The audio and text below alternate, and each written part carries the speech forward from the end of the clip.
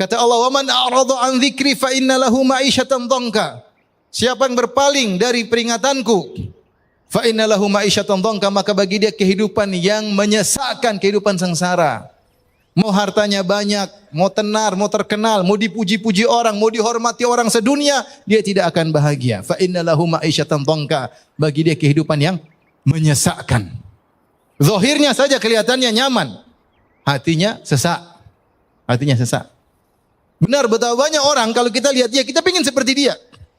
Pingin seperti dia. Masya Allah, mobilnya banyak, rumahnya besar, terkenal kemana-mana, dikawal. Kita pingin seperti dia. Saya punya kawan dua, ini kisah nyata. Yang satu seperti itu, yang satu biasa-biasa. Yang terkenal tadi, yang kemana-mana dikawal, kemudian keluar negeri kesana kemari, uangnya mungkin triliunan. Dia bilang sama teman saya yang uangnya sedikit, kamu jangan seperti saya. Dia bilang, demi Allah dia bilang gitu. Kamu jangan seperti saya susah. Urusan banyak, waktu sama keluarga kurang. Waktu. Sementara orang kalau lihat dia pingin seperti dia. Dia saja pingin seperti yang lebih miskin dari dia. Kebahagiaan ukurannya di hati, bukan dari yang dilihat secara zahir. Ya. Bukan seperti yang kita lihat secara zahir. Zahir terkadang menipu. Makanya dalam sebagian ayat, sebagian ulama menafsirkan, "Wa man yurid an yudhillahu yaj'alhu sadrahu dayyiqan ka'annahu," ya. Di mana? "Yas'adu fis sama." Kata Allah, siapa yang kami ingin sesatkan dia, kami jadikan dadanya sempit seakan-akan dia berjalan ke atas. Kita yang di bawah kelihatan orang di atas, di gunung misalnya. Kelihatannya dia bebas merdeka, padahal napasnya susah. Itu zahirnya kelihatannya dia merdeka. Susah, padahal nafasnya apa? Sesak. Demikianlah banyak kita tertipu melihat orang kelihatannya di medsos kelihatannya bahagia, ketawa ketiwi, senang-senang. Belum tentu. Kalau dia tidak beriman, tidak bertakwa, omong kosong dia bahagia. Mustahil, saya bilang mustahil. Saya katakan tadi, Allah Maha Adil. Siapa saja bisa bahagia. Ente kaya bisa bahagia, ente miskin bisa bahagia, ente terkenal bisa bahagia, ente tidak terkenal juga bisa bahagia. Bahagia tidak di tangan orang, bahagia di tangan Allah Subhanahu wa taala. Sederhana, antum bangun malam, bangunkan istri, salat malam. Ente pasti bahagia. Lebih sayang sama istri, lebih cinta sama istri. Baca Quran, ayo Mas, murojaah Mas. Apa murojaah? 3 kul. Meskipun 3 kul. Murojaah. Kamu dengar ya? Apalagi kalau murojaah surat Al-Baqarah, Masya Allah. Bahagia enggak? Bahagia, sederhana. Enggak usah susah-susah. Baik, itu ayat, salah satu ayat tentang la khaufun alaihim wa lahum yahzanun. Tadi saya sebutkan juga iman dengan mengikuti petunjuk Allah. Antum bisa lihat dalam surat Al-Baqarah ayat 38 dan juga dalam surat Toh, saya enggak tahu ayat berapa ya. Ya, faman ittaba hudaya fala yadhillu wala yashqa, di akhir surat Al-Baqarah ketika Allah bercerita tentang kisah Nabi Adam, ya. Saya carikan ayatnya lah biar antum enggak sedih.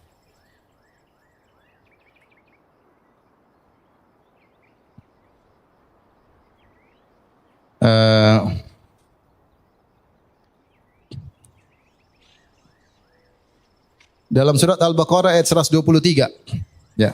Allah berfirman, qala bita minha jami'an, turunlah kalian ke bumi, ya, engkau dan Adam atau engkau dan iblis, Adam dan Hawa turun, atau engkau dan Adam dan iblis turunlah ke bumi seluruhnya. Ba'dhukum li ba'dhin adu, sebagian kalian menjadi musuh bagi kalian, maksudnya Adam dan iblis. Kemudian Allah berkata, fa imma ya'tiyannakum minni huda, siapa yang didatangkan petunjuk dariku, famanittaba hudaya, maka siapa yang mengikuti petunjukku, fala yadhillu wala yashqa, maka dia tidak akan tersesat dan tidak akan sengsara. Ini terkait dengan kehidupan akhirat atau kehidupan di bumi? Kehidupan di bumi. Ya. Maka wala yashqa, tidak sengsara, itu maksudnya di bumi dengan syarat mengikuti petunjuk Allah Subhanahu wa taala. Satunya lagi, coba lihat surat Al-Baqarah ayat 38. Silakan buka. Surat Al-Baqarah ayat 38. Ini menguatkan penafsiran yang disebutkan tadi Tahir bin Asyur. Ya. Kata Allah Subhanahu wa taala, qala bitu minha jami'an, turunlah kalian seluruhnya dari langit ke bumi. Adam, iblis, Hawa semua turun. Kemudian Allah berfirman, fa imma ya'tiyannakum minni, ya. Maka barang siapa mengikuti petunjukku, faman tabi'a hudaya, ya. jika datang petunjukku kepada kalian, faman tabi'a hudaya, maka saya mengikuti petunjukku, fala khaufun alaihim wala hum yahzanun, maka tidak ada kekhawatiran atasnya dan tidak ada kesedihan. Maksudnya di dunia atau di akhirat? Di dunia, di bumi. Ini dalil bahwasanya namanya kebahagiaan itu tidak ada khawatir, tidak ada kesedihan, bukan cuma di surga saja. Di bumi juga orang beriman akan merasakan ini. Kita tidak menafikan benar dia sedih, kita juga sering sedih.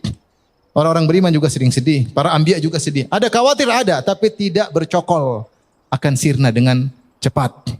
Kenapa? Keimanannya, cahaya imannya begitu kuat sehingga kebahagiaan segera datang menghampirinya dan mengusir kesengsaraannya. Taib.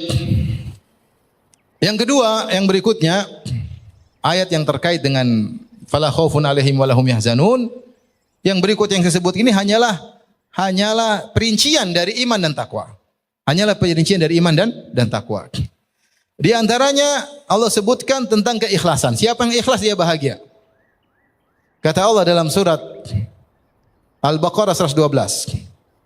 Bala man aslama wajhahu lillah wa huwa muhsinun falahu ajruhu inda rabbih wala khaufun alaihim wala hum yahzanun. Justru siapa yang aslama wajhahu, hampir seluruh ahli tafsir mengatakan siapa yang ikhlas. Kata Allah, siapa yang menyerahkan wajahnya kepada Allah, maksudnya ikhlas. Dia fokus orientasinya hanya untuk Allah Subhanahu wa taala. Ketika dia beramal soleh, dia tidak mengharapkan pujian, tidak mengharapkan sanjungan, tidak mengharapkan pengakuan, tidak mengharapkan penghormatan, tidak mengharapkan orang-orang melayani dia, tidak sama sekali. Dia murni karena Allah Subhanahu wa taala. Ditambah lagi wa huwa muhsin, dia punya sifat ihsan. Orang ini yang bahagia. Kata Allah, falahu ajru inda rabbih, maka bagi dia pahala di sisi Allah, yaitu di surga. Di dunia wala khaufun alaihim wala hum yahzanun. Tidak ada kekhawatiran, tidak ada kesedihan. Baik. Ayat ini bahwasanya orang ikhlas bahagia didukung juga dengan makna yang sama dalam surat Al-Baqarah ayat 262. Kalau tadi ayat berapa? 112. Sekarang ayat surat Al-Baqarah 262. Allah berfirman, "Alladzina yunfiquna amwalahum fi sabilillah, thumma la yutbi'una ma anfaqu mannan wala adha, lahum ajrum inda rabbihim wala khaufun alaihim wala hum yahzanun." Orang-orang yang berinfak, menginfakkan harta mereka di jalan Allah, yaitu bersedekah, berbuat kebaikan. Thumma la yutbi'una ma anfaqu mannan wala adha. Kemudian mereka tidak mengikutkan infak mereka dengan man dan adha. Man itu merasa punya utang budi sama orang. Saya sudah bantu dia. Itu namanya man. Merasa punya utang jasa, punya jasa sama orang. Itu namanya man. Terkadang dia ungkapkan, terkadang dia merasa dalam dirinya. Ini kurang ikhlas. Kurang ikhlas. Berarti dia ketika berbuat baik, dia berharap jasanya dibalas. Kurang ikhlas. Wala adzan, dan dia tidak mungkit-mungkit untuk menyakiti orang tersebut. Saya kan sudah pernah bantu kamu. Kamu lupa ya waktu kamu lagi susah. Ya. Kamu lupa lah. Yang belikan kamu ini siapa? Yang kamu lupa ya. Itu namanya adzan. Siapa yang bersedekah, sedekahnya bersih dari ini, tidak merasa punya jasa kepada orang, dan tidak ungkit-ungkit untuk menyakiti hati orang yang dia bantu tersebut, berarti dia ikhlas. Orang ini, kata Allah, fala khaufun lahum ajrum inda rabbihim wala khaufun alaihim wala hum yahzanun. Mereka dapat pahala khusus di sisi Allah, dan mereka tidak khawatir dan mereka tidak bersedih. Kenapa? Karena mereka ikhlas. Ini penting ikhwan, yang buat kita tidak bahagia karena kurang ikhlas. Tapi kalau kita ikhlas, semakin kita ikhlas, kita semakin apa? Bahagia. Karena kita tidak butuh komentar dari orang lain, dan kita tidak butuh balas budi dari orang lain. Apa kata Allah tentang para penghuni surga? Mereka berkata, innama nut'imukum liwajhillah. Sungguhnya kami ini memberi makanan kepada kalian karena mencari wajah Allah, karena ikhlas. La nuridu minkum jazaan wala syukura. Kami tidak butuh balasan dari kalian dan tidak butuh terima kasih dari kalian. Di antara ciri-ciri orang tidak ikhlas, dia menunggu. Perhatikan. Menunggu dipuji, menunggu dibalas kebaikan. Itu tidak ikhlas. Cek diri kita. Ketika kita berbuat baik kebaikan, kita butuh nunggu dipuji enggak? Berarti kita masih enggak beres. Ini merusak kebahagiaan kita. Kita masih nunggu gak dibalas kebaikan kita oleh dia? Kalau kita masih nunggu berarti belum ikhlas. Intidharus thawab minan nas. Menanti-nanti ganjaran dari manusia. Jangankan mendapat, menanti saja itu berarti belum ikhlas. Maka ini yang menunggu merusak kebahagiaan. Orang semakin riya, semakin ingin diakui. Sebagian orang mungkin ingin tampil selalu perfect, top, agar dipuji, agar diakui, agar dihormati, agar dicium tangannya, agar selalu. Ini orang tidak bahagia. Hidup dalam kesemuan, kebahagiaan itu di hati, bukan dari komentar manusia sama kita. Kebahagiaan itu cahaya yang Allah berikan dalam hati manusia. Meskipun tidak ada orang lihat kita, kita bahagia sendiri. Tidak butuh pengakuan orang lain. Tidak butuh pujian sanjungan orang lain. Satu dunia mencemooh, memaki-maki, tapi kalau Allah kasih bahagia, tetap bahagia. Satu dunia muji-muji, tapi kalau Allah cabut kebahagiaan, tidak bakalan bahagia. Makanya saya sering bilang, kebahagiaan bukan di mulut netizen, bukan. Kebahagiaan kalian bukan di komentar netizen.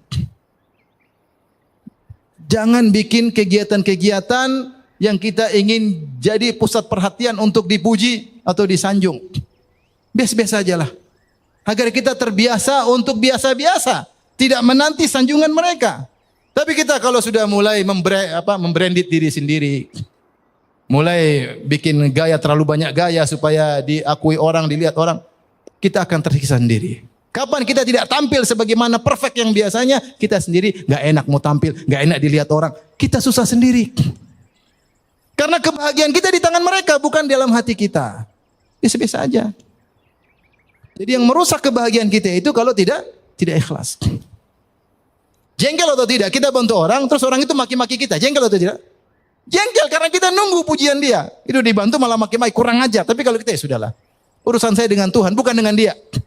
Dia mau maki, dia nggak ngakui, dia mengingkari. Urusan saya dengan Tuhan, Allah sudah tahu, saya bantu, selesai.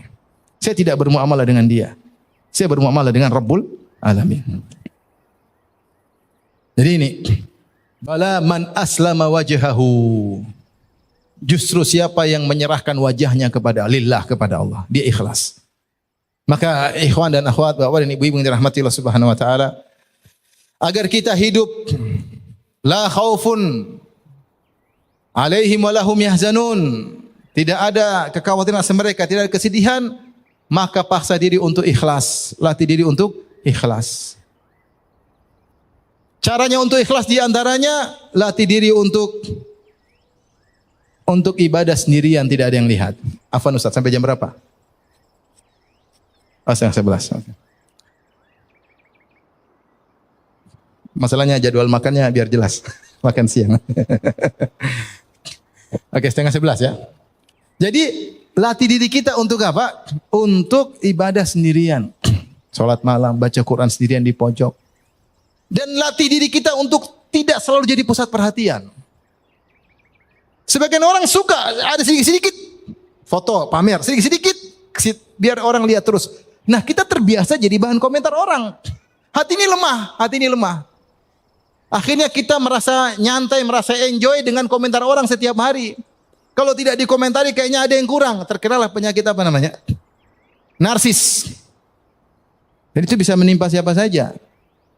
Menimpa antum, menimpa dai, menimpa siapa saja. Narsis, pengennya jadi pusat perhatian terus. Ada sesuatu yang baru, pengen orang biar puji kayak apa, kayak oh mantap inilah. Masya Allah, tabarakallah.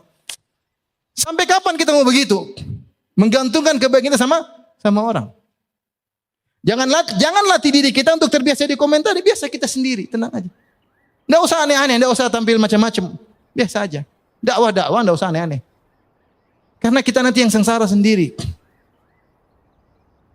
Oleh karenanya, ikhlas ini kelihatannya sepele tapi dia merupakan titik penting orang meraih kebahagiaan. Siapa yang hatinya fokus kepada Allah Subhanahu wa taala, dia mencari keridhaan Allah, orientasinya hanya Allah Subhanahu wa taala, Allah mudah berikan dia kebahagiaan. Makanya orang salat malam. Kalau orang salat malam, kita tahu dia orang soleh. Mungkin masalah bertumbuk pada dia, masalah ini, masalah tapi dia masih tersenyum biasa-biasa saja. Kenapa? Allah telah janjikan kepada dia, la khaufun alaihim walahum yahzanun. Masalah bertumbuk tapi dia bisa hadapi. Kita lihat dia tenang, dia bisa hadapi, dia orang soleh. Insya Allah lewat. Bisa dihadapi. Kenapa? Dia orang soleh. Kita khawatir kepada siapa? Khawatir orang yang jauh dari Allah. Kita khawatir gimana nanti? Dia nanti gimana ini? Kita khawatir sama dia.